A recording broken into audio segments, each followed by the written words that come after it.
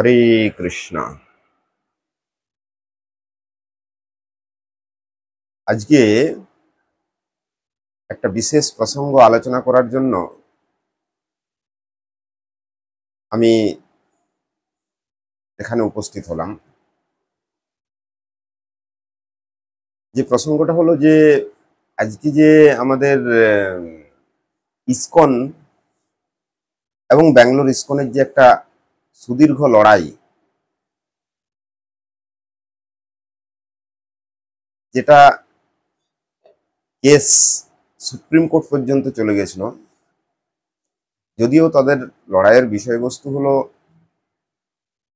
Property নিয়ে, কিন্তু এতে একটা দর্শনগত বিচারও আছে। সেই দর্শনগত বিচারটা কি না, গুরুতত্ত্ব। গুরুদেব কে হবেন? যিনি সংস্থার প্রতিষ্ঠাতা আচার্য পরম পূজ্যপাদ ওং বিষ্ণুপাদ পরমহংস শ্রীমদ ভক্তি বেদান্ত স্বামী মহারাজ, তিনি এই ইসকন সংস্থা প্রতিষ্ঠা করেছেন। এখন এই যে গুরুবাদ, মানে উনার পরবর্তীকালে কোনো আচার্য থাকবেন কি থাকবেন না, কেউ গুরু হবেন কি হবেন না, এই বিষয়ে যে একটা লড়াই আমরা কয়েকদিন ধরে সোশ্যাল মিডিয়ায় লক্ষ্য করছি। কেউ বলছেন যে না, তিনি কোনো গুরু করার নির্দেশ দিয়ে যান নাই, সুতরাং এই ঋত্বিক প্রথা অনুযায়ী দীক্ষা বা যে গুরুর কাজ মিশনে, সেটা ঋত্বিক প্রথা অনুযায়ী করা হবে। আবার কেউ বলছেন যে না, তার হৃদগত উদ্দেশ্য এরকম ছিল না, তিনি আচার্যই করে যেতে চেয়েছিলেন, যে পরবর্তীকালে কেউ না কেউ আচার্য থাকবে। এই যে একটা লড়াই আমরা দেখতে পাচ্ছি, কেউ ঋত্বিকবাদের সমর্থনে কথা বলছেন, আবার কেউ প্রকট আচার্য গুরুর সমর্থনে কথা বলছেন, এবং উভয়ই বিভিন্ন রকম যুক্তি দিয়ে সেটাকে স্থাপন করার চেষ্টা করছেন। এখন আজকে আমরা দেখব আমাদের পরমারাধ্যতম জগৎগুরু শ্রীল ভক্তি সিদ্ধান্ত সরস্বতী গোস্বামী প্রভুপাদ, যিনি গৌড়ীয় গোষ্ঠীপতি, অর্থাৎ এই লুপ্তপ্রায় যে গৌড়ীয় বৈষ্ণব ধারা, যেটা গৌড়ীয় বৈষ্ণব আচার্য সচ্চিদানন্দ শ্রীল ভক্তি বিনোদ ঠাকুরের কৃপায় পুনঃপ্রবাহিত হয়েছিল, সেই ধারাকে যিনি সারা বিশ্বের দরবারে বিশেষভাবে স্থাপন করেছিলেন, সেই জগৎগুরু শ্রীল ভক্তি সিদ্ধান্ত সরস্বতী গোস্বামী প্রভুপাদ, তিনি এই সম্প্রদায়ের যে বর্তমান আচার্য কেউ থাকবেন না, ঋত্বিক আচার্যের দ্বারা গুরুর কার্য করা হবে, সে বিষয়ে তারও কিছু মন্তব্য আছে। আমরা জগৎগুরু শ্রীল প্রভুপাদের এই মন্তব্যের উপরে কিছু আলোচনা করার প্রয়াস করছি। তিনি কি বলেছিলেন এ বিষয়ে আমাদেরকে যদি জানতে হয়, তাহলে তিনি এ বিষয়ে আলোচনা করেছিলেন 11 আগস্ট 1929 খ্রিস্টাব্দের রবিবার। কলকাতার যে সুপ্রসিদ্ধ অ্যালবার্ট হল আছে, যেটা বর্তমানে কফি হাউস নামে পরিচিত, কলেজ স্ট্রিটের উপরে, মানে কলকাতা বিশ্ববিদ্যালয়ের অপোজিটে কলেজ স্ট্রিটের উপর বর্তমানে যেটা কফি হাউস আছে, তৎকালীন সেইটাই ছিল অ্যালবার্ট হল নামে পরিচিত। বিশিষ্ট একটা হল, যেখানে বড় বড় সমস্ত দার্শনিক বা সাধু মহাত্মাগণ, সাহিত্যিকগণ, তারা সবাই এসেছেন। সেইখানে প্রভুপাদ একটা সেমিনার করেছিলেন 1 মাস ধরে। সে অ্যালবার্ট হল নিয়ে তার নিজগণ যারা ছিলেন সকলকে নিয়ে তিনি সেমিনার করেছিলেন। 3টে বিষয় ছিল: গৌড়ীয় সাহিত্য, গৌড়ীয় দর্শন এবং গৌড়ীয় গৌরব। তার মধ্যে তিনি গৌড়ীয় দর্শন সম্বন্ধে যে বক্তৃতা করেছিলেন, সেই গৌড়ীয় দর্শন সম্বন্ধে বক্তৃতাতে তিনি বিভিন্ন প্রকার প্রসঙ্গর উত্থাপন করেছিলেন। তার মধ্যে একটা বিশেষ প্রসঙ্গ হলো গৌড়ীয় দর্শনে মহান্ত গুরু ও এক জগৎগুরুবাদ।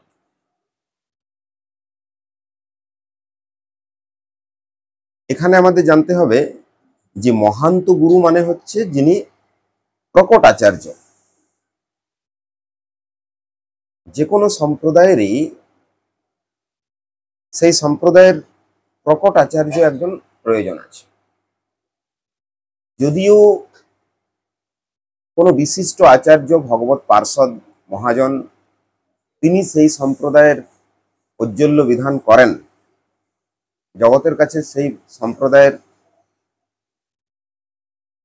যে গুরুত্ব বা যে ঐতিহ্য সেটাকে তিনি প্রকাশ করে যান।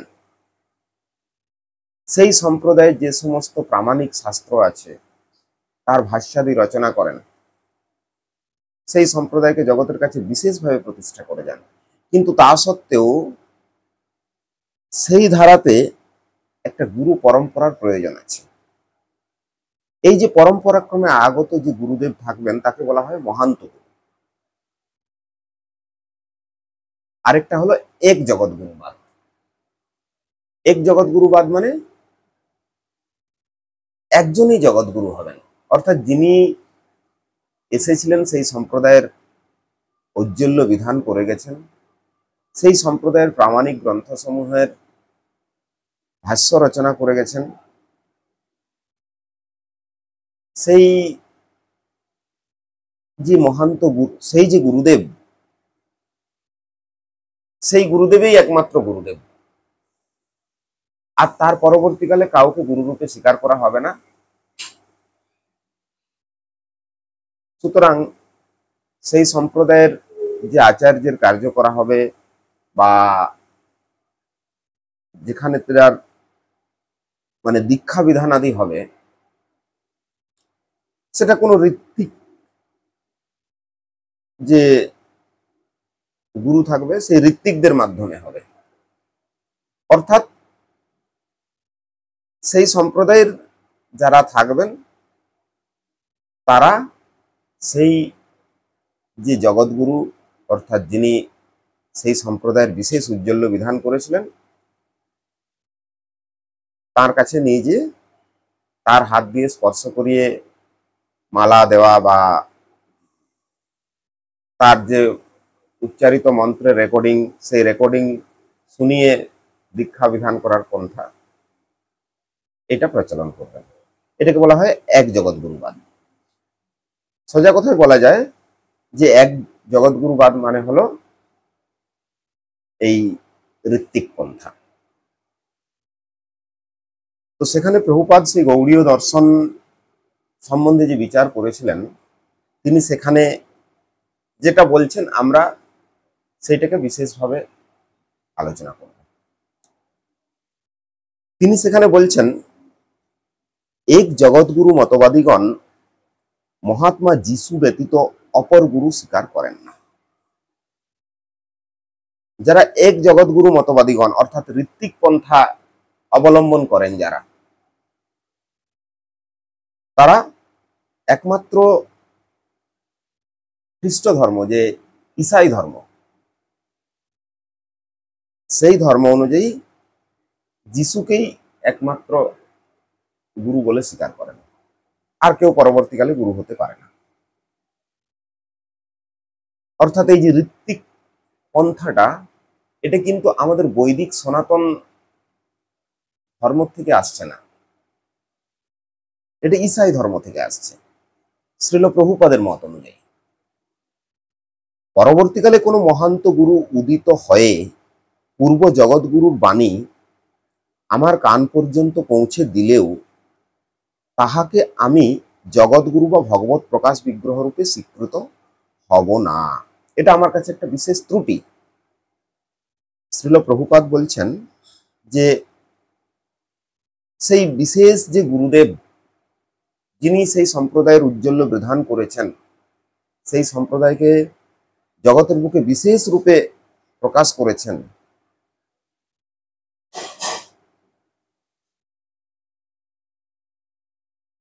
সেই গুরুদেবের পরম্পরায় আগত কোনো মহান্ত গুরু উদিত হয়ে সেই জগৎগুরুর বাণী যদি আমার কান পর্যন্ত পৌঁছে দেয়, তথাপি আমি তাকে ভগবত প্রকাশ বিগ্রহ রূপে মেনে নিতে পারি না। এটা আমার একটা বিশেষ ত্রুটি। কিন্তু মহান্ত গুরু সাক্ষাৎ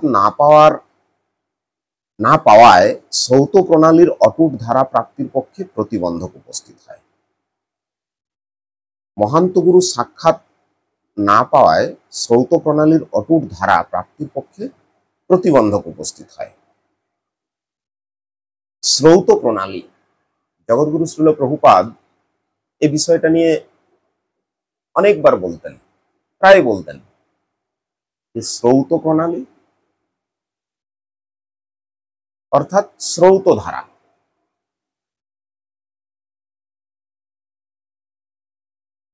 এটা বিভিন্ন বক্তৃতায় শোনা গেছে যে শ্রৌত প্রণালী অর্থাৎ কানের দ্বারা শ্রবণ করার মাধ্যমে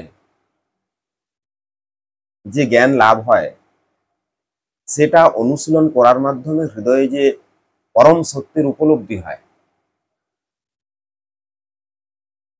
এই প্রণালীতে পরম সত্যকে উপলব্ধি করার নামই হচ্ছে শ্রৌত প্রণালী।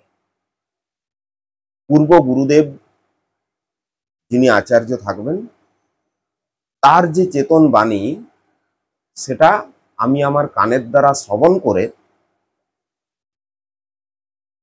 সেটাকে অনুশীলন করব। অনুশীলন করার ফলে হৃদয়ে যে পরম সত্যের উপলব্ধি হবে, সেটাই হচ্ছে প্রকৃত চেতন বাণী। এটার নাম হচ্ছে শ্রৌত প্রণালী। সেই শ্রৌত প্রণালীর অটুট ধারা প্রাপ্তির পক্ষে প্রতিবন্ধক উপস্থিত হয়। যদি একমাত্র মহান্ত গুরুর কথাই স্বীকার করি,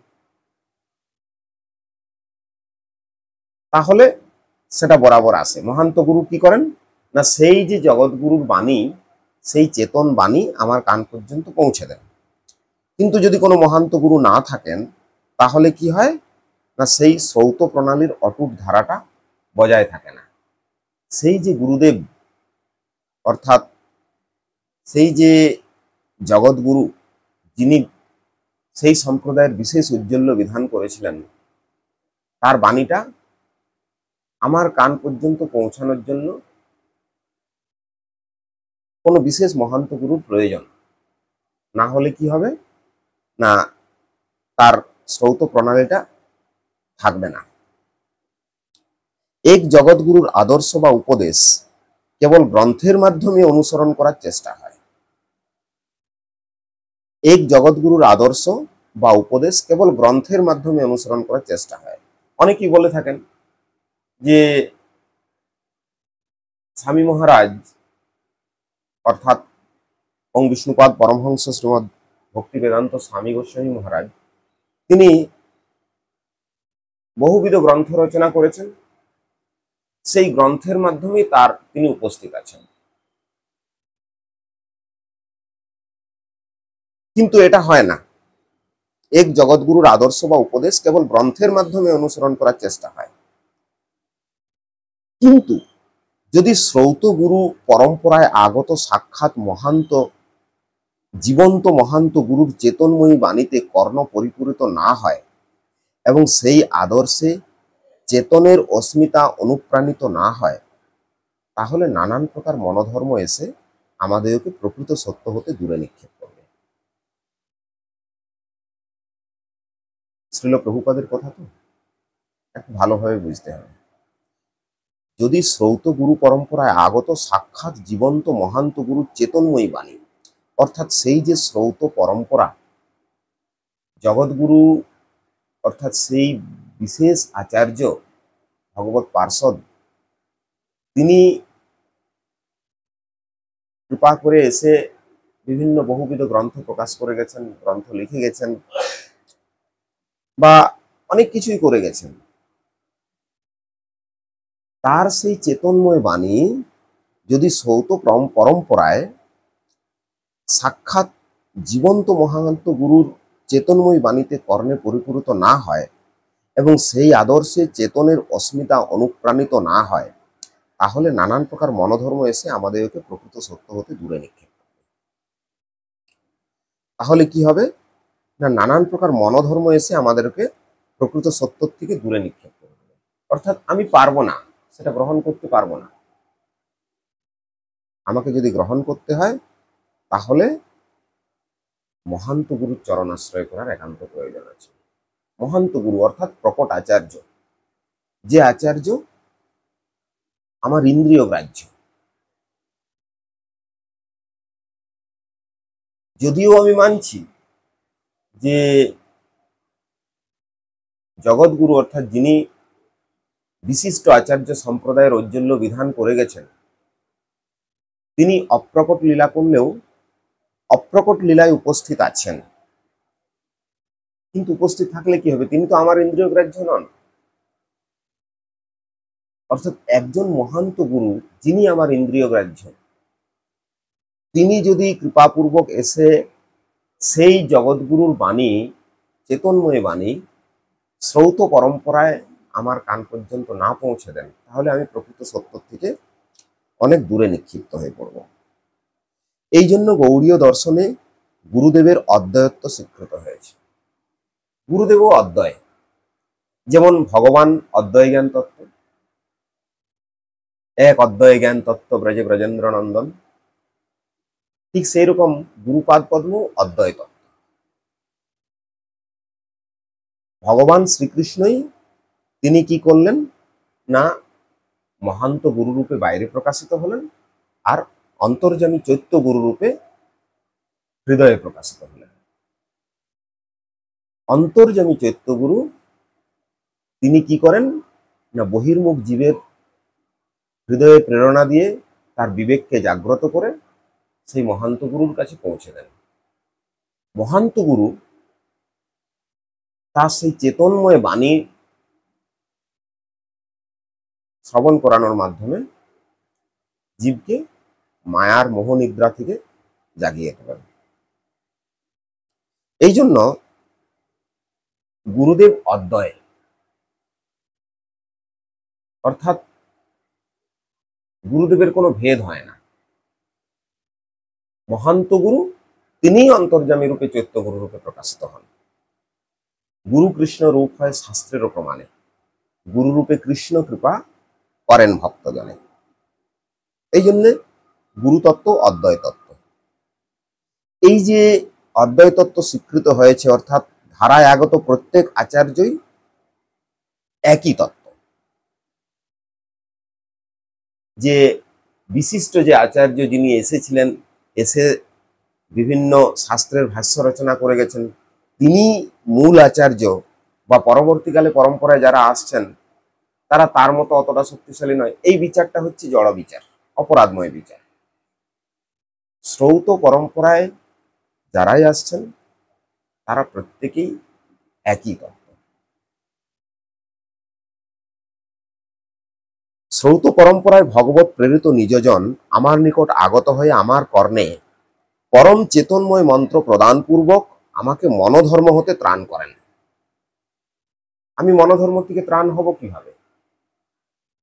আমাকে যদি সেই প্রকট আচার্য অর্থাৎ মহন্ত গুরু তিনি যদি কৃপাপূর্বক আমার কর্ণে সেই চেতনময় মন্ত্র প্রদান করে আমাকে মনোধর্ম থেকে ত্রাণ না করেন, তাহলে কেবল ওই ঋত্বিকের কাজ যারা করবে তাদের কাছ থেকে তাদের কোথায় যে আর সেই যে এক জগৎগুরু বা তার রেকর্ডিং করা মন্ত্র শ্রবণ করানোর মাধ্যমে আমার মোহনিদ্রা ভঙ্গ করতে পারেন না, মায়ার যে মোহনিদ্রা সেটাকে ভঙ্গ করতে পারেন না। এটাই শ্রীল প্রভুপাদ বলছেন।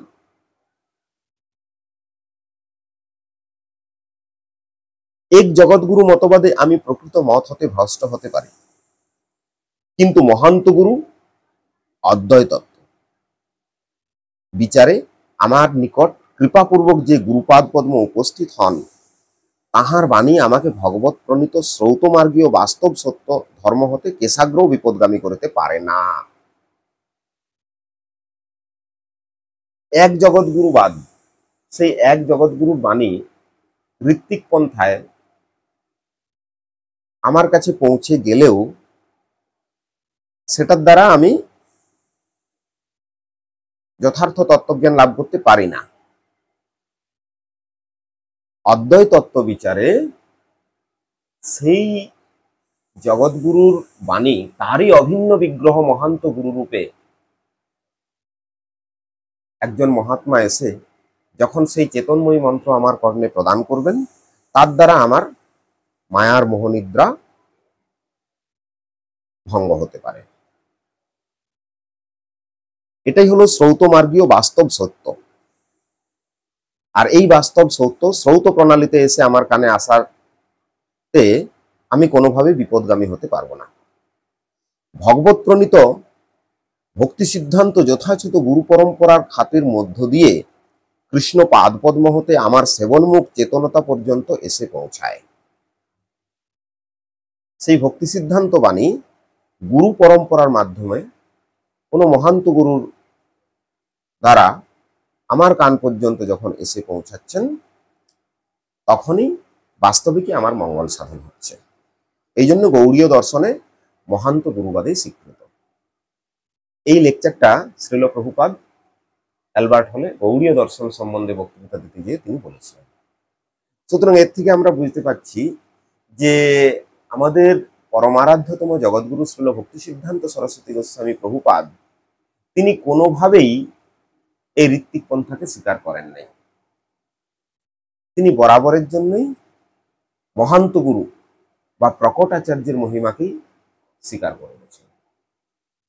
কোনো একজন প্রকট আচার্য এসে যদি সেই জগৎগুরুর বাণী আমার কান পর্যন্ত পৌঁছে দিয়ে আমার মঙ্গল বিধান করেন, তাহলেই আমি যথার্থ তত্ত্বজ্ঞান লাভ করতে সমর্থ হব। এই জন্য ঋত্বিক পন্থা গৌড়ীয় দর্শনেও স্বীকৃত নয়, বা জগৎগুরু শ্রীল প্রভুপাদ ভক্তি সিদ্ধান্ত সরস্বতী গোস্বামী প্রভুপাদ কর্তৃকও স্বীকৃত নয়। এটাই হলো সার কথা। কোন রকম বলপূর্বক এটা আমি চালাতে পারি, কিন্তু তাতে জীবের কোনো বাস্তব মঙ্গল হয় না। হরে কৃষ্ণ।